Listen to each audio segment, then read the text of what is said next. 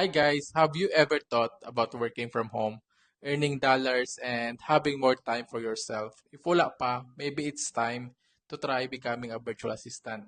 As a VA, you can work with clients from all over the world, so from US, UK, Australia, without bisag na kasi yung balay. So, dili mo kailangan mag-commute. So, walay traffic, di mo kailangan mag-spend sa kanang extra nga mga expenses. So, kung mangutana mo unsay work sa isa ka BA, well daghan ginatrabaho ang BA.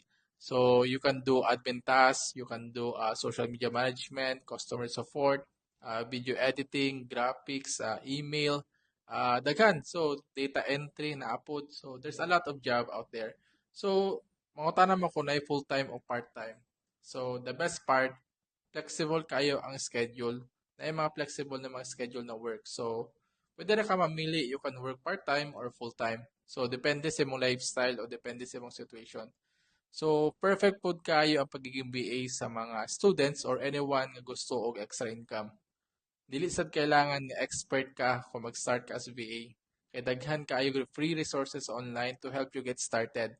Mga training, webinars, and napoy mga free courses. Pero kung kaya nyo, kung afford ninyo, you should buy a course because para mapaspas ang inyong journey as a VA. So if ganahan mo to start now, who knows, basin mo ni ang career nga ginahulat nimo. So go for it.